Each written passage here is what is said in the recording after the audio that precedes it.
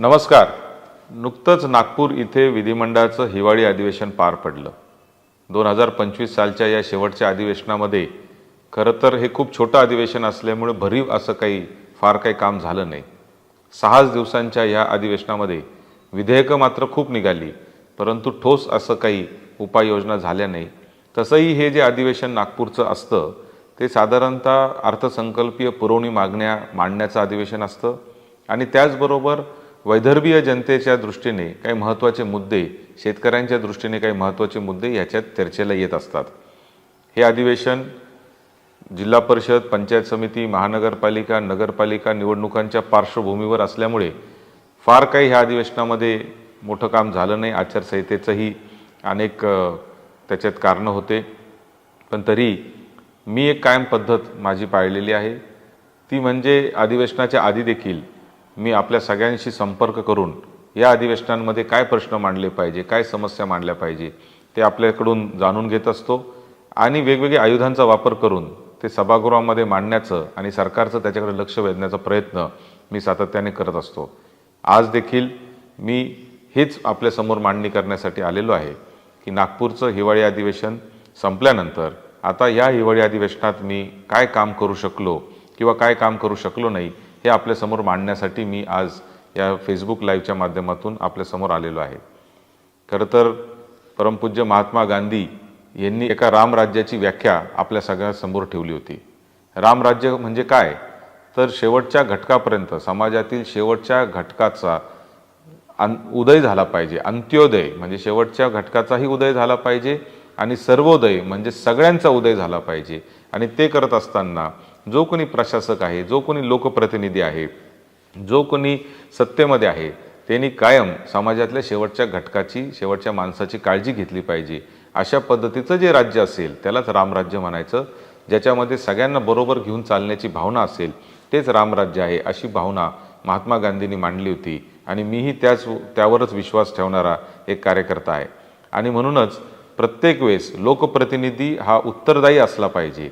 5 वर्ष त्याला निवडून दिलं आणि 5 वर्षांनीच तो आपल्या समोर आला, अशा पद्धतीची भावना असता कामा नये. म्हणून तो जसं तो काय काम करतोय, तो कशा पद्धतीने आपले प्रश्न मांडतोय, कशा पद्धतीने तो समस्या सोडवतोय, आपल्या संपर्कात कसा राहतोय, हे जाणून घेण्याचा अधिकार हा मतदार म्हणून आपल्या प्रत्येकाला आहे. आणि तोच प्रयत्न साधारणतः मी निवडून आल्यापासून सातत्याने करतो आहे. 1 वर्षपूर्तीचं देखील मी माहिती प्रत्येक मतदारापर्यंत पोहोचवण्याचा प्रयत्न करतो की वर्षभरात मी काय काम केलं आहे. अधिवेशनांच्या आधी प्रश्न समजून घेतो, अधिवेशनांमध्ये ते मांडण्याचा प्रयत्न करतो, अधिवेशन झाल्यानंतर ते परत आपल्यासमोर येऊन सांगतो की कशा पद्धतीने ते प्रश्न मी मांडण्याचा प्रयत्न केलेला आहे. आणि म्हणूनच मला असं वाटतं की लोकप्रतिनिधी आणि मतदार यांच्यामधला एक जे नातं आहे हे इतकं पारदर्शी असलं पाहिजे की प्रत्येक मतदाराला माहीत असलं पाहिजे की आपला जो प्रतिनिधी आहे तो कशा पद्धतीने त्याची जबाबदारी निभावतो आहे. आणि तोच एक प्रयत्न आज मी या निमित्ताने करतो आहे. या हिवाळी अधिवेशनामध्ये खरं तर हे 7 दिवसांचं अधिवेशन झालं. या 7 दिवसांच्या अधिवेशनामध्ये मी 6 दिवस हजर राहू शकलो. पहिल्या दिवशी मी जाऊ शकलो नाही, कारण पहिल्या दिवशी आपल्याला माहिती सध्या इंडिगोचं विमानाचा तो प्रॉब्लेम चालू होता. विमानं उडत नव्हते आणि त्यामुळे मुंबईवरून मी विमान घेऊ शकलो नाही. त्याच्यात माझा तो दिवस वाया गेला. पण तसंही पहिल्या दिवशी अधिवेशनात काही कामकाज होत नसतं. साधारणतः श्रद्धांजली वाहिल्यानंतर लगेचच कामकाज जे आहे ते तहकूब होत असतं दिवसभरासाठी. त्यामुळे तसं फार काही त्याच्यामध्ये पहिल्या दिवशी नसतं प्रोडक्टिव्ह. पण तरी तो दिवस मी जाऊ शकलो नाही, याची खंत मला आहे. या संपूर्ण अधिवेशनामध्ये साधारणतः 61 तारांकित प्रश्न मी मांडले. त्याचबरोबर 14 लक्षवेधी सूचना मी मांडल्या, ज्याच्यातल्या 3 माझ्या लक्षवेधी सूचना ह्या चर्चेला देखील आल्या. त्याचबरोबर मी सर्वसाधारण अर्धा तास चर्चेचे 5 मुद्दे मांडले होते, ज्याच्यातले 2 हे चर्चेमध्ये आले. त्याचबरोबर अशासकीय ठराव देखील मी 5 मांडले, ते 5च्या 5 या चर्चेला आले होते.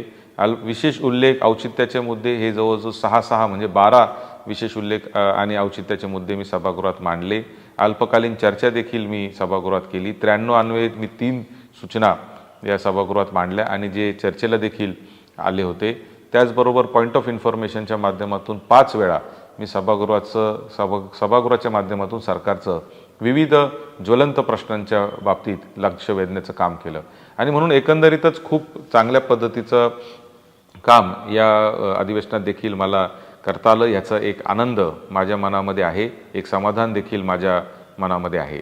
ह्या अधिवेशनामध्ये जेवढे विधेयकं आले त्या सगळ्या विधेयकांमध्ये चर्चेत भाग घेण्याचं मी काम केलं. जसं की या अधिवेशनामध्ये महसूल कायद्यांमधल्या अनेक सुधारणांचं बिल हे महसूल मंत्री बावनकुळे साहेबांनी आणलं होतं. तुकडाबंदी कायदा जो आत्ता आपल्या राज्यामध्ये लागू आहे त्याच्या बाबतीमध्ये कशी शिथिलता आणता येईल आणि कशा पद्धतीने छोटे घरं असलेल्या लोकांना न्याय देता येईल अशा पद्धतीचे एक एक विधेयक त्यांनी मांडलं होतं. त्या विधेयकामध्ये भाग घेताना देखील मी तुकडाबंदीच्या कायद्याला पाठिंबा देत असतानाच मी त्याच्याबरोबर भविष्यात येणाऱ्या ज्या काही अडचणी असू शकतात त्याच्याकडे देखील सरकारचं लक्ष वेधलं. कारण वाढत्या शहरीकरणामुळे, वाढत्या नागरीकरणामुळे नवनवीन कॉलन्या होत आहेत, प्लॉटिंग होतं आहे, हे सगळे आपल्या शहरांच्या आजूबाजूला तयार होत आहे आणि छोट्याशा त्या सगळ्या प्लॉटिंगमध्ये रस्ते छोटे सोडले जातात, गटारींची व्यवस्था केली जात नाही, लाईटची व्यवस्था केली जात नाही, कचऱ्याची व्यवस्था केली जात नाही आणि याकडे देखील मी सरकारचं लक्ष वेधलं की एका बाजूला याच्यामध्ये शिथिलता देत असतानाच भावी पिढ्यांना देखील याचा त्रास होणार नाही याची काळजी देखील सरकारने घेतली पाहिजे अशा पद्धतीचंही लक्ष वेधण्याचं काम केलं. त्याचबरोबर ह्याच सुधारणांमध्ये सांगत असताना जे महसूल न्यायालय आहेत, म्हणजे आपण एखादं कोर्ट मॅटरमध्ये जातो त्यावेळेस आपण तलाठ्याकडं, सर्कलकडे, तहसीलदारकडे, प्रांतांकडे, ॲडिशनल कलेक्टरकडे, ॲडिशनल कमिशनर म्हणजे आयुक्तांकडे किंवा मंत्र्यांकडे आपण अपिलं करत असतो, महसूलची अपिलं. आज आपण पाहतो की इतकी वाईट अवस्था या महसूल अपिलांची आहे की आजोबाच्या काळात चालू झालेली केस नातवाच्या काळामध्ये सुद्धा निकाल लागत नाही अशी परिस्थिती आहे आणि हे केसेस सतत त्याचे प्रत्येक कार्यालयात वेगळे नंबर पडतात, त्याच्या तारखा वेळेवर पडत नाही, अशा अनेक अडचणी या असतात आणि म्हणून मी याच्यामध्ये एक सूचना सरकारला केली की या सगळ्या केसेससाठी एकच ID असला पाहिजे, युनिक ID असला पाहिजे. म्हणजे तलाठी सर्कलकडे ज्यावेळेस केस दाखल होईल त्यावेळेस त्याला जो नंबर पडेल तोच नंबर त्याचा महसूल मंत्र्यांकडे पर्यंत केस चालेपर्यंत असला पाहिजे अशा पद्धतीची एक सूचना केली, ज्याचं स्वागत महसूल मंत्र्यांनी केलं आणि ते देखील निर्णय आज झालेला आहे. मला असं वाटतं हा एक फार मोठा क्रांतिकारी निर्णय महसूल न्यायालयांच्या बाबतीमध्ये खऱ्या अर्थाने झालेला आहे. शिक्षकांच्या बाबतीमध्ये आपल्याला माहिती आहे की सुप्रीम कोर्टाने एक निर्णय दिला की TET सगळ्या शिक्षकांना पदोन्नतीसाठी TET कंपल्सरी केली. त्याच्याविरुद्ध एक मोठं जनआंदोलन देखील उभं राहिलेलं आहे. ते आंदोलन उभं राहत असताना त्यालाही पाठिंबा मी दिला सभागृहाच्या बाहेर आणि सभागृहाच्या आतमध्ये तो प्रश्न चर्चेला आणला.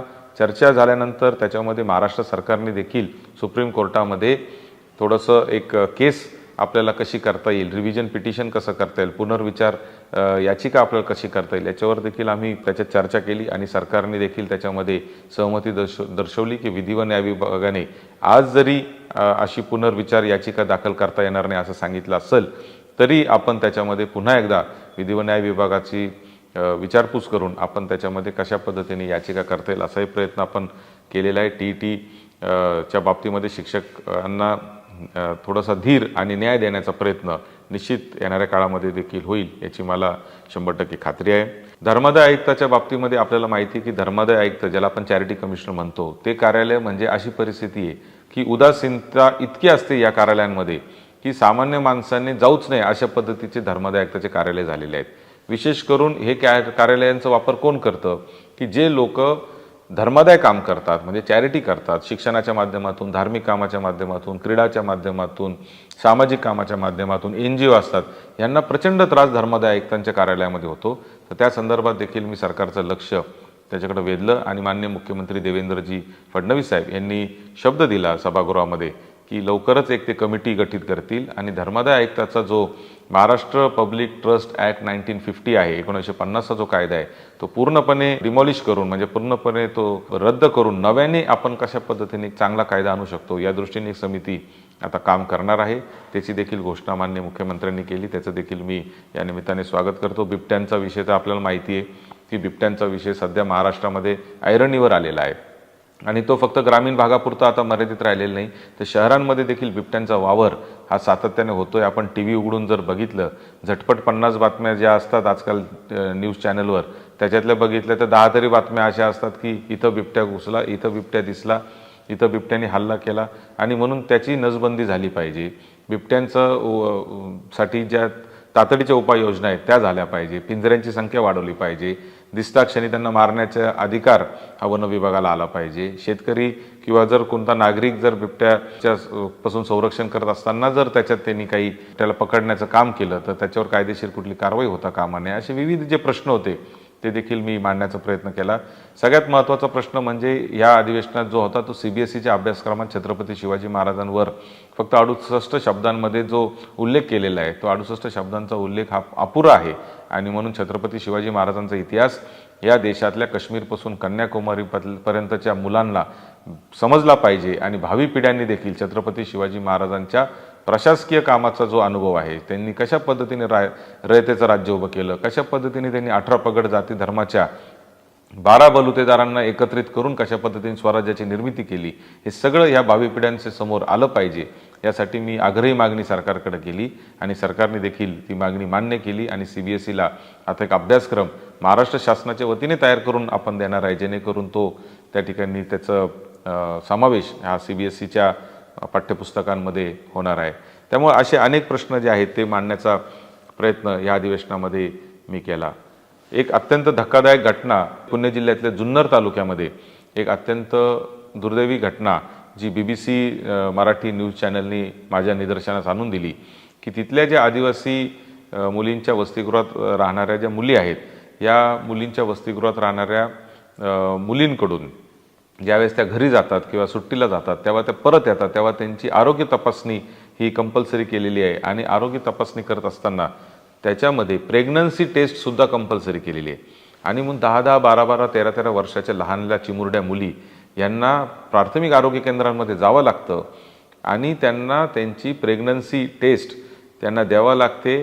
ती प्रेग्नन्सी टेस्ट देत असताना त्यांच्या मनात काय भावना येत असतील, अशी परिस्थिती मनस्थिती त्यांची कशी असेल, हे सगळं विचार करून हे अधिकृत आहे का, हे अनधिकृत आहे का, अधिकारी अशा पद्धतीचे निर्णय घेऊ शकतात, हे सगळं सभागृहाच्या माध्यमातून सरकारचं लक्ष याच्याकडे वेधलं. अतिशय गंभीर तो प्रकार आहे आणि निश्चित मला खात्री आहे की सरकार याच्यावर काळजी घेईल. त्याचबरोबर आपल्याला माहिती आहे की संगमनेरमधील इंदिरानगरच्या सर्वे नंबर 106च्या नागरिकांचा जो प्रश्न होता, त्यांचे 30-40 वर्षांपासूनचे 700 लोकांचे नावावर त्यांचे घरं होत नव्हते, तो प्रश्न देखील या अधिवेशनामध्ये मार्गी लागला, याचा विशेष आनंद आहे. नाशिक पुणे हायस्पीड रेल्वेच्या बाबतीतही त्याच्यामध्ये भूमिका मांडता आली, त्याचाही मला फार आनंद आहे. समृद्धीवरून मुंबईला जात असताना जे भिवंडी बायपासचे इथं ट्रॅफिक जाम होते त्याच्या बाबतीतही सरकारचं लक्ष मी या अधिवेशनाच्या निमित्ताने मांडलेलं आहे. त्याचबरोबर कामगार पोलीस पाटील असतील, ग्रंथालय कर्मचारी असतील, कनिष्ठ महाविद्यालयीन कर्मचारी असतील, जळगाव इथे होत असलेलं शिक्षकांचं जे आंदोलन होतं ते आंदोलन देखील मी सभागृहाचे लक्ष त्याच्याकडे वेधलं आणि जळगावमधल्या शिक्षकांच्या आंदोलनाला देखील त्या ठिकाणी पाठिंबा देण्याचं काम या अधिवेशनाच्या माध्यमातून मी केलेलं आहे. त्यामुळे असे अनेक प्रश्न जे आहेत ते या अधिवेशन काळामध्ये सोडण्याचा प्रयत्न निश्चितपणाने झालेला आहे. शेवटी अधिवेशन ही एक संधी असते, या संधीमधून खऱ्या अर्थाने आपण पाहतो की लोकांचे प्रश्न जे आहेत ते सभागृहात मांडणे, सभागृहाच्या माध्यमातून सरकारचं लक्ष वेधणे, त्याच्यावर निर्णय घेणे आणि त्या निर्णयातून आपण एक चांगल्या पद्धतीचं कारभार कशा पद्धतीने करू शकतो असा प्रयत्न सातत्याने हा सदस्यांचा असतो. माझाही तोच प्रयत्न असतो. या अधिवेशनाचं वैशिष्ट्य म्हणजे ज्यावेळेस संयुक्त महाराष्ट्राचं चळवळ झाली आणि महाराष्ट्र एक झाला मराठी भाषेच्या आधारावर, त्यावेळेस विदर्भ देखील महाराष्ट्रामध्ये आला. पूर्वी विदर्भ हा सेंट्रल प्रोव्हिन्समध्ये होता, म्हणजे मध्य भारतामध्ये होता, महाराष्ट्राचा भाग किंवा मुंबई राज्याचा भाग नव्हता. महाराष्ट्राची निर्मिती झाली तेव्हा वैदर्भीय जनता ही महाराष्ट्रामध्ये आली मराठी भाषेच्या आधारावर. त्यावेळेसच एक करार झाला होता आणि त्या कराराप्रमाणे वर्षातलं एक अधिवेशन हे नागपूरमध्ये होईल आणि ज्याच्यात वैदर्भीय जनतेला न्याय देण्याचा प्रयत्न होईल अशा पद्धतीची एक भावना होती. तर तेही प्रश्न मांडण्याचा प्रयत्न केला. या वर्षभरामध्ये शेतकऱ्यांच्या मोठ्या प्रमाणावर आत्महत्या झाल्या आणि त्यातल्या जास्तीत जास्त आत्महत्या ह्या विदर्भात झाल्या. त्यामुळं त्याच्या बाबतीतही मी सरकारचं लक्ष वेधलं. जवळजवळ देशातील एकूण आत्महत्यांच्या 33% आत्महत्या ज्या आहेत शेतकऱ्यांच्या त्या एकट्या महाराष्ट्रात झाल्या आणि झालेल्या आत्महत्यांपैकी 66% आत्महत्या ज्या आहेत त्या शेतकरी जे आहेत ते जर बघितले तर 1 लाखापेक्षा कमी उत्पन्न असलेले शेतकरी आहे आणि विदर्भातल्या 4-5 जिल्ह्यांमध्ये साधारणतः हा आपल्याला ते आढळतात. नंदुरबारमध्ये आपण कशा पद्धतीने गडचिरोलीमध्ये ज्या पद्धतीचा औद्योगिक विकास फार मोठ्या प्रमाणावर चाललेला आहे. खरं तर गडचिरोली हे नक्षलवादी जिल्हा म्हणून आपण त्याला ओळखायचो. आता ती औद्योगिक नगरी म्हणून त्याचा प्रवास सातत्याने सुरू आहे. मागच्या काही काळामध्ये खूप चांगल्या पद्धतीचं काम गडचिरोलीमध्ये होतं आहे. तशाच पद्धतीचं काम नंदुरबारमध्ये पण कसं करता येईल या दृष्टीने देखील मी माननीय मुख्यमंत्री देवेंद्रजी फडणवीस साहेब यांना विनंती केलेली आहे. कारण आपण जर पाहिलं तर दरडोई उत्पन्नाच्या बाबतीमध्ये मुंबईमधलं दरडोई उत्पन्न जे आहे ते मानसी 2.5-3 लाखाचं दरडोई उत्पन्न आहे आणि सगळ्यात कमी जे आहे ते गडचिरोलीमध्ये साधारणतः 12-13 हजार रुपये वर्षाला दरडोई उत्पन्न एका माणसाचं असतं आणि साधारणतः तेवढंच नंदुरबारमध्ये आहे. तर ज्यावेळेस आपण गडचिरोलीचा विकास करतो त्यावेळेस नंदुरबारसाठी पण आपण जर काही चांगल्या पद्धतीची योजना आणू शकलो तर तेही आपल्यासाठी खूप चांगलं राहील. अशा पद्धतीचा एक विचार मी या अधिवेशनाच्या माध्यमातून माननीय मुख्यमंत्र्यांकडे त्या ठिकाणी मांडलेलं आहे. एकंदरीतच आपण पाहिलं तर आरोग्य असेल, शिक्षण असेल, महसूल असेल, सार्वजनिक बांधकाम असेल, वैद्यकीय शिक्षण असेल, या सगळ्या विभागांच्या बाबतीमध्ये प्रश्न मांडण्याचा प्रयत्न सातत्याने या अधिवेशनामध्ये मी केलेला आहे. मला खात्री आहे की येणाऱ्या काळात देखील आपले जे प्रश्न असतील ते प्रश्न सोडवण्यासाठी मी कटिबद्ध आहे. अधिक ताकदीने हे प्रश्न सोडवण्याचा प्रयत्न मी निश्चितपणाने करणार आहे. येणाऱ्या काळात ही जी संधी आपण मला दिलेली आहे, उत्तर महाराष्ट्रातल्या जनतेने आपली सेवा करण्याची संधी जी मला दिलेली आहे ती अधिक ताकदीने कसं करता येईल या दृष्टीने माझा प्रयत्न राहणार आहे. उत्तर महाराष्ट्रातील जनतेचे आणि माझे वडील डॉक्टर सुधीर तांबे यांचे अतिशय प्रेमाचे असे ऋणानुबंध गेल्या 20 वर्षांपासूनचे आहे आणि म्हणूनच मला ही काम करण्याची संधी मिळालेली आहे आणि हेच ऋणानुबंध असेच पुढे घेऊन चालण्याचं काम निश्चितपणाने मी देखील भविष्यामध्ये अजून ताकदीने करणार आहे. मी आपल्याला एकच ग्वाही देतो की आपण माझ्याकडे प्रश्न मांडत जा, माझ्या समस्या मांडत जा. त्या समस्या सुटेपर्यंत मी त्याचा पाठपुरावा करील, सरकारी दरबारी करील, रस्त्यावर आंदोलनाच्या माध्यमातून करेल, सभागृहात देखील मी मांडण्याचा प्रयत्न करेल. जे जे शक्य आहे ते मी आपल्या समस्या आणि प्रश्न सुटेपर्यंत करेल याची आपल्याला या निमित्ताने ग्वाही देतो आणि पुन्हा एकदा आपल्या आशीर्वादाने ही संधी मला मिळाली त्याबद्दल मी आपल्या सगळ्यांचे खूप खूप आभार मानतो. जय हिंद, जय महाराष्ट्र. साई दृष्टी नेत्रसेवा चष्माघर अकोले शहरातील सर्व अत्याधुनिक सुविधा उपलब्ध असलेले एकमेव अद्ययावत शोरूम म्हणजेच साई दृष्टी नेत्रसेवा चष्माघर. आमच्याकडे Titan, Fastrack, Puma, Oakley, Velocity, CK, Rayban, ID, Vogue, Police, Stepper, Scott, Carrera, Tommy Hilfiger, Killer, Crizal, Zeiss, Prime, Bronzer, Yash, Bausch and Lomb, Johnson and Johnson, Alcon आदी कंपन्यांच्या फ्रेम्स, सनग्लासेस, लेन्सेस व कॉन्टॅक्ट लेन्सेस योग्य दरात उपलब्ध. तसेच Titan company लेन्सेसचे एकमेव अधिकृत विक्रेते. आता अकोल्यात प्रथमच ऑटो मशीनद्वारे चष्म्याची रोबोटिक फिटिंग. प्रोग्रेसिव्ह चष्म्यासाठी डोळ्यांचे व चष्म्याचे अचूक मोजमाप करण्यासाठी जाईस कंपनीचे सॉफ्टवेअर असलेला ॲपल कंपनीचा टॅब. तज्ज्ञ ऑप्टोमेट्रिस्टकडून कॉम्प्युटरद्वारे डोळ्यांची मोफत तपासणी, डोळ्यांची मायक्रोस्कोपिक तपासणी, काच बिंदूचे अचूक निदान करण्यासाठी डिजिटल टोनोपेनद्वारे डोळ्यांचे इंट्राऑक्युलर प्रेशर मोजणे, पॅकीमीटरद्वारे बुबुळाची जाडी मोजणे, कॉन्टॅक्ट लेन्सेसच्या अचूकतेसाठी कॅरेटोमीटरद्वारे बुबुळाचं मोजमाप करणे आदी अत्याधुनिक सुविधा उपलब्ध असलेले अकोले शहरातील एकमेव चष्माघर. आपल्या अनमोल डोळ्यांच्या समस्येसाठी बिर्ला आय हॉस्पिटल नाशिक यांच्या माध्यमातून तज्ज्ञ डॉक्टर दर गुरुवारी सकाळी 10:30 ते 3:30 पर्यंत साई दृष्टी नेत्रसेवा चष्माघर इथे उपलब्ध राहतील. आमचा पत्ता साई दृष्टी नेत्रसेवा चष्माघर, अकोले बसस्थानकाच्या मागील बाजूस, जय महाराष्ट्र हॉटेलच्या पाठीमागे, अकोले, तालुका अकोले, जिल्हा अहमदनगर. संपर्क 91 36 52 93 93.